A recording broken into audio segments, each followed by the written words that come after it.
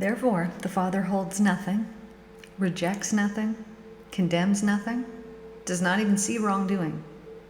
All that man does, which man calls sin, is only of this world, and is only punished within this world. For it is a law of earthly existence, as you know, that whatever you sow, you will reap like a harvest. Because man draws life and mind from the Father, man himself is creative in thought, words and deeds, that whatever he thinks, says, does, and believes returns to him in like form sometime later. There's no punishment from the Father. Whatever ills come to mankind is of their own making entirely. It's been said of the Messiah that he will utter secrets hidden from the beginning of creation. And I tell you truly, these secrets you will hear from me. If you listen carefully and grasp their meaning and practice their truth and hold fast to their laws, you will be made new and will enter into the kingdom of heaven. I told them that it was man himself who, through wrong thinking and wrong behavior, shut himself off from the Father within him, and man alone, by first repenting and then by mentally, emotionally cleansing, could find his own way back to full contact with the Father. And when this was accomplished, the full nature of the Father would be released within the person's mind, heart, body, soul, in his life, environment, and experiences. And as this happened, such a person would enter into the kingdom of heaven ruled by the Father, and also the kingdom of heaven would be established within the consciousness of the person. He would have attained the purpose behind his existence. I knew the truth that the Father knew their needs and would fulfill them and keep them healthy. I could also promise that as they turned to the Father and trusted the Father every step of the way, they would be happy in a way that they'd never been happy before. They would experience the kingdom of heaven themselves to the extent that they set aside the demands of self and served other people. They would witness healings, and these would increase their faith and give them courage to endure any discomforts on the journey. So I'm reading to you from the Christ letter, certain passages that I hear out of letter 2 that have really spoke profoundly to me. Now, as we go over these, what I want to tell you guys is that not only is this all true, but when you truly can understand, when you can really understand, because you've cleansed your mind, you've let go of all of the things that just actually aren't the Father, that actually aren't the love, then you will experience in its fullness and its overwhelming beauty. You will experience it. You will experience that which you are actually created from. Because it is only our minds, it is only us that truly stand in our own way. Now Christ says, I know I was a gift to the Father, but I'm going to say this to you, and I want you to repeat this to yourself, okay? Because this was the thoughts that he had around himself that really kept him on track. And now this is not braggadocious. This is what you must do, because whoever you are faking yourself to be right now, if you are not all powerful and you don't have the ability to help and to serve and to do these things, and all your needs aren't being met and all the things aren't happening, it is only because you are lacking the Father in your life. It is only because there has been something that has not been completely healed within you, that you have not been made aware of yet. And if you continue to seek, you will find. So he said, this was the mantra that he said, okay, I was a gift from the Father to mankind to help them surmount their ignorance of the laws of existence and find the true path of life, leading to the joy, abundance, and perfect wholeness of the kingdom of heaven. So I'm going to switch this up so you can repeat after me. I am a gift from the Father to mankind to help them surmount their ignorance of the laws of existence and find the true path of life, leading to the joy, abundance, and perfect wholeness of the kingdom of heaven. These were the perceptions, the desires, the intentions, and goals, and the thoughts which I bore within my mind and heart. This was the earthly, mental, emotional framework clothing my spiritual consciousness, hidden within the head and figure of Jesus. It was my spiritual consciousness channeled into the above forms of thought and feeling which impelled me to set out on a 3-year journey to bring the people what I fully believed was final rescue from their own blind thinking and feeling which were creating their own troubled lives. And I truly believed that if only people could be shown all that they had been given to me to understand, that they would realize their past folly and would make every effort to change their thinking and put foot to the path leading to the kingdom of heaven. To this end, I was prepared to give my life. I get it. I'm there, man. Now, what he was wanting people to understand, and I would say the whole entire majority of everything that he was teaching was love work, right? Anytime that there's healing that has occurred, whether it's been in your own body, whether it's been in some, whatever, it has been the love. That is the only thing that you've been witness to. That's the only thing that you've been witness to. But if you do not believe in the love, there will not be any healing. And sometimes if we believe that, oh, we're bad, we don't deserve this, oh, it's not, and we think ourselves out of these things, which the mind, oh man, it can be so screwy sometimes. It can screw us out of things that are meant for us. Because we argue with the love that exists within everything. So if you really knew that love existed within everything, which it actually does, I'm telling you this and it's true, if you knew that it actually existed within everything, you would let go of all of the fear. You would let it go completely. Because you would see that, oh, that's not helpful to me. It's not made of fear anyways, unless I imbue it with that. It's naturally made of love. And the only time that it's not is when I have stepped in and ruined the process and said, oh, no, it's not full of love, it's full of fear. And then it is. Because what you believe it to be, it will be. And so when you can understand that everything is actually truly only made of the love, and you can live within accordance of these laws, you're set free. But like Jesus said, you reap as you sow. Well, if we truly believed that everything was actually made of love, and it's all happening for us, for whatever reason, if we really truly believed that, if we really, really believed that, we would live according to it, and our lives would be completely different. And we wouldn't need to be told, oh, you reap as you sow, because we would only be seeing seeds of love. And therefore, that's all that we would be harvesting back. But as soon as we start harvesting seeds of doubt, that's what we get back. So I live here in Sedona, and the energies are like extremely heightened here. So if you're upset about something, within minutes, you'll get something to really be upset about. But if you're really happy with something, you're going to get, within minutes, things to really be happy about. And so it's basically like an amplification of what's already going on, which is, I think, why so many people come here, but most people don't stay. They can only handle it for a couple months and then they take off. But it's basically, let's say that you really wanted to do some intense spiritual healing work. Well, this would be a place to do it, because the earth is actually supportive of that while you're here. And so it's going to amplify the process. So if you're sitting there like, oh, I want to connect with the divine and I want to do it, you're going to be able to do it.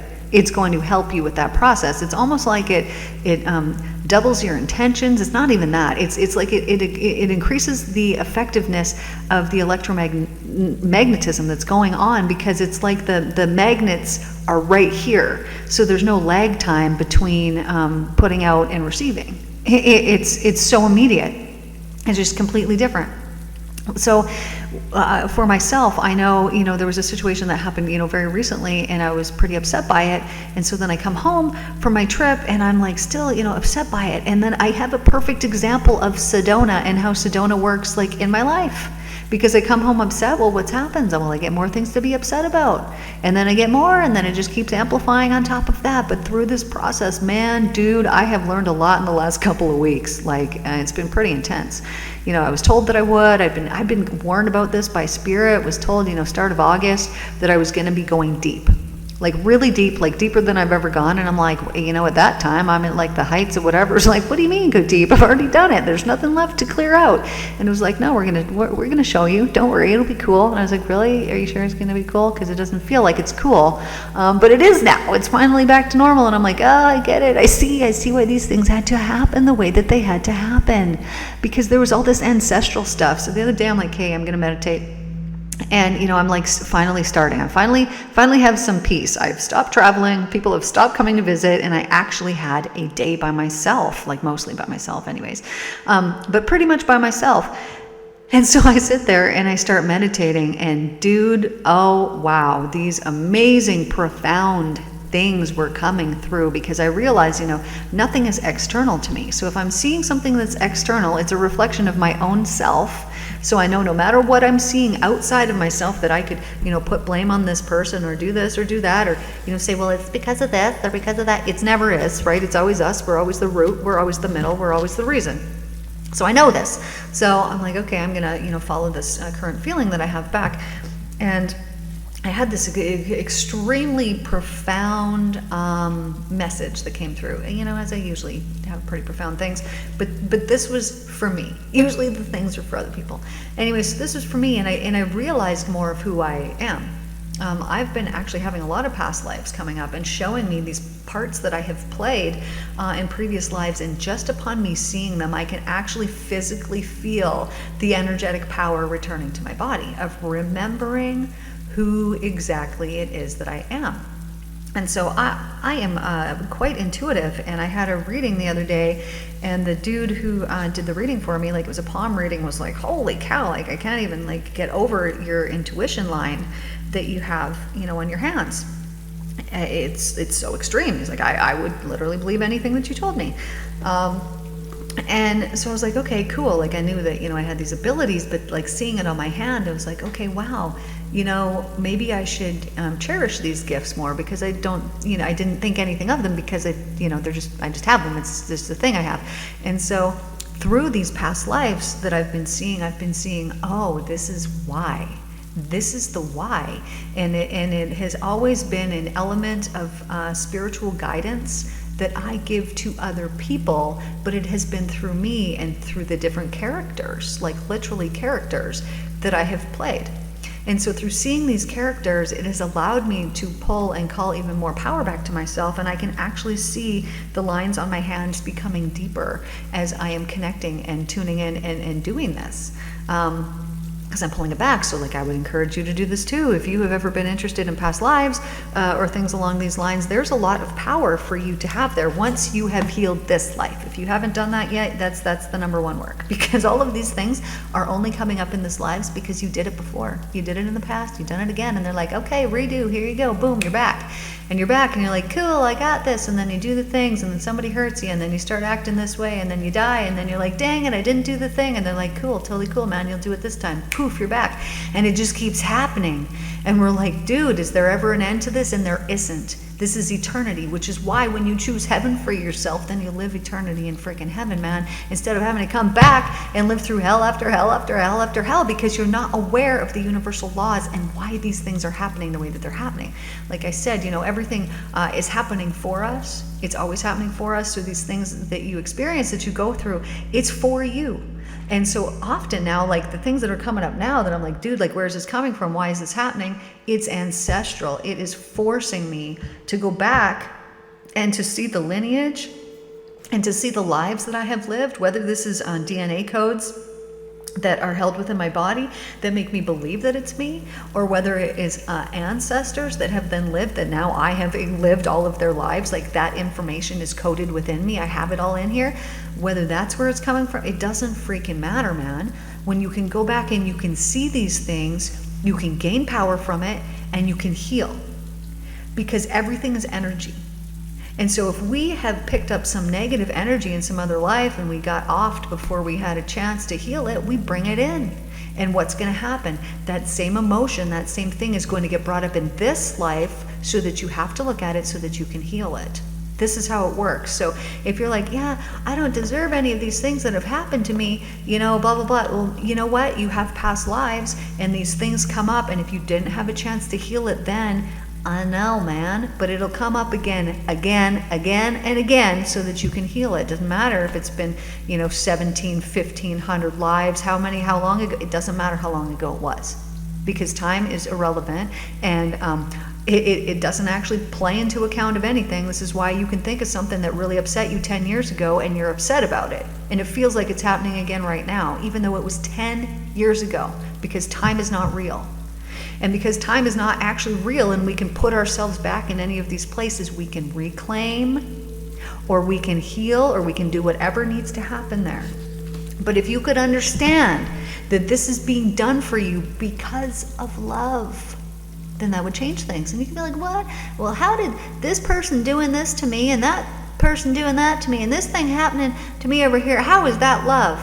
Well, because it is, darling. When you have to heal it, it makes you become who you're supposed to be so that you can step into your purpose. And until you've healed it, you can't do that. You're just in suffering. And so you might think, oh, this suffering is so terrible. But is it really that terrible when it is the very thing that leads to the freedom and to the purpose and to the passion that you've been seeking? Is it really that bad? Or is it the gift? Maybe it is the gift. And when you start thinking about it like a gift rather than this punishment that's just been handed to you, no, I don't deserve this punishment. When you look at it as, okay, well, I guess this is a gift. What am I going to do with that? Well, you can accept it. You can know, okay, this is a gift. I don't know how, I don't know why, I don't know any of the things. But as you go deep, and you go in there to find out the why, and you go in there to heal it, then all of a sudden things shift and things transform, and you realize, oh, this feeling had nothing to do with that person. This feeling had to do with myself and something that wasn't healed within myself. So I'm going to tell you the story because, you guys are my friends, and I say some pretty profound things, so you probably won't think anything of this. So anyways, the story that I was going back to was I had this feeling, because I had this intensity feeling of financial, I'm not exactly sure what it was, but tension, kind of like a not great feeling around it, of feeling like I didn't have enough, but at the same time feeling like obviously I have more than enough. Why am I feeling this way? Plus just this like off feeling around it. So I'm like, what is this about? And I was externalizing it. I was like putting it out and putting it out there and feeling like, I have been taken advantage of. I haven't been paid for all of the work that I've done. This was the feeling that I was having, which is not true. But it still felt that way. So, sometimes, and you know it, right? You feel certain ways about certain things and you're like, I shouldn't, but I don't know why I do, but you do. Well, maybe it's a past life. Anyway, so I'm following this physical sensation that I'm having, and I go back and I'm like, what? And I go back and I realize, oh, I'm a fairy. Okay, first of all, I didn't really even believe in fairies until I moved here, until we started seeing some things, and it was like, okay, obviously they are actually real. I just didn't live around them before, but like they're a thing, but they're not like a thing in my world. Like, I'm not buying fairy things and I'm not talking about them, and I don't like, this is the first time I'm talking about them because it's actually come up now. So I'm seeing myself and I'm a fairy. And I realize I'm living in South America. And I was like, okay, cool, I'm living in South America. And then I see this woman and she's the queen, and I see myself going back and forth to this queen, and I am her advisor. Now this is ancient, obviously, but this is ancient. I didn't even check in the years, so I couldn't tell you, but it's old. Anyways, this queen, so sweet, loved this woman, and I would go to her all the time, and she was like, here, I need to pay you. And I'm like, well, you can't. Like, I can't carry what you're giving me. And she was giving me these gold coins, but they were so heavy, I couldn't even, they were the size of me. Like, I couldn't take it, and I didn't want it. I slept in a flower. I was there with my friends. Every need that we had was met, right? You need to eat. Well, there's one berry that's going to last you for 17 weeks, and oh, there's a drop of dew on the flower. Perfect. You're drinking flower essence water every day. Like, you didn't need anything. You didn't need anything. But she wants to gift me something because I have helped her so much, and this is the only way that she knows how. Anyway, I don't accept the money. So I go on a spiritual retreat. It sounds like me. Anyways, I go out and I go to the ocean. So this is actually really far from where I lived in Chile, in South America. And so I go out and I'm seeing myself sitting at the ocean.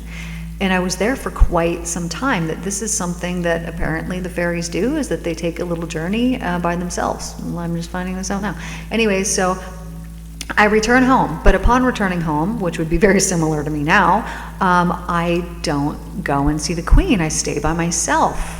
I'm integrating the spiritual journey that I've just had. And I was told it was about a month. And so the queen is like, what? Like, she's back? Like, I want to see her. And she didn't want to wait anymore. So she wanted to come and see me. So she, for the first time ever, comes out and finds me. Now, because she's doing this, she was like, sweet, I can finally pay her. And so she brings me an entire bag of gold coins. And I'm like, sweet, like, I can't, that is literally useless to me. I can't do anything with it, but she leaves it anyways. Like, you'll be able to use this. You can buy things. And it's like, I really can't, but whatever, thank you. Anyway, so she leaves it for me. And then she leaves. So happy to see me. And so I'm just like hanging out, sleeping there. And then, a couple weeks later, these men are coming through the foresty jungle, and they see this bag, and they're like, oh, and they grab it, and they see me because it was right at the base of the flower plant structure thing that I'm sleeping in. And I like go and I look out, and I'm not expecting mean people. But these dudes kidnap me. And so they take me back to their place. They got me locked up, but I escaped within like a week. Anyways, and I go back, and I tell the queen, and she takes care of it.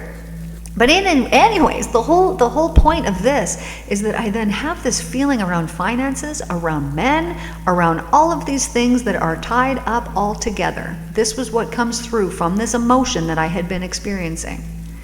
And so upon like realizing all of these things, I'm like, oh, this is ancient. Oh, that's why that happened. Oh, I'm tied to this person. Oh, this is because of this. Oh, and I'm realizing all these like deep, profound things.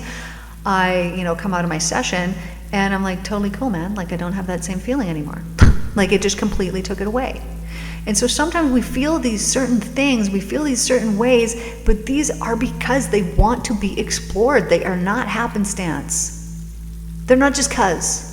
They are because there is a deep reason why we need to go into it, what it is that we need to see so that we can heal it. Like, there is a purpose, there is a great purpose behind it. And so if there's something in your life, maybe you've even talked yourself out of it, maybe you don't even know, something sparked. Well, while I was talking to you, I know it did, that something came to your mind. Maybe you have to listen to it again so you can be like, oh, right, it was that thing. But there will be something that you're like, I don't know why.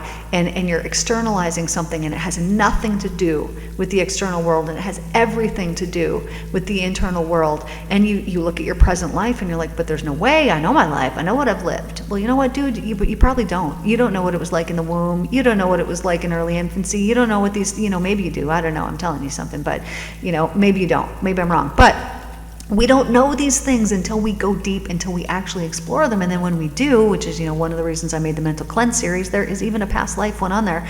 You could set an intention of claiming your power back by listening to one of them and go back and test that out. Totally free, do that. But as we go in and we see these things, what we realize from them, first of all, is that there's nothing that's external. Everything that you were witnessing in your external world is all about what you've got inside. And you also then realize that the root of everything is love. Because the only reason why you feel bad, the only reason why you did that, blah, blah, blah, blah, was because you didn't love properly in a certain situation. And the only reason that you feel really good in certain situations is because you did love really properly in a certain situation. So when you can get to the root of this and you can heal all the things within yourself that are not loving towards yourself, towards other people, because it's actually not towards other people, it's all towards yourself, even though it doesn't seem that way. When you can heal all these things, then you're living in the kingdom of heaven. You truly are. And when you've come to that point where you're like, dude, the only thing that matters is love, because it's governing all of existence, and it perfects the perfect healing process. Okay, I'm going to read one more thing from the book here for you. So I knew that wherever there was lack, there would eventually be fulfillment, even as waters flow to fill a lake. Where there's misery, there would be joy, because it was the nature of the universal to move into any living thing in need and bring fulfillment and joy. I knew that where there was no growth, circumstances would arise to promote the growth. I knew that where there was a sense of failure, challenges would be provided to spur people into success and confidence. I saw that this love work, consistently initiated by the Father in the lives of overburdened people, might not be recognized as a gift of love by the recipients. They might be so sunk in their apathy, their feelings of failure, their belief that nothing good could ever come their way, that they would fail to see anything in their lives beyond their own beliefs and feelings, and hence they would remain rooted in their own self-created hell. There was no need to feel sorry for anyone. The only need was a compassionate heart and a determination to bring the truth, to heal their ignorance. The greatest gift a man could give to another was the enlightenment of ignorance of existence and its cosmic laws. For the truth was, every single soul was embraced within the universal, and the degree of universal input from the Father of the love work in their lives depended entirely on the individual's receptivity. I realized that what people needed urgently to hear was what I'd just been told. They needed to see and fully realize the intention and the purpose and the potential of love, which was the very substance of their being. But because of their disbelief, they might cast the Father love work aside as being more pain-inducing challenges and thus lie down in their failure forever. And I now saw even more clearly that I was sent to awaken people to all the possibilities for self-development, prosperity, and the achievement of joy and happiness. But it would be up to them to wake up and take advantage of what was offered to them. Now, I love you, my darlings. Thank you guys for tuning in. Please like, share, subscribe to this channel. You could even share this message with your friends. I love you guys. Take care, and I hope you have a wonderful day, and I will see you guys tomorrow.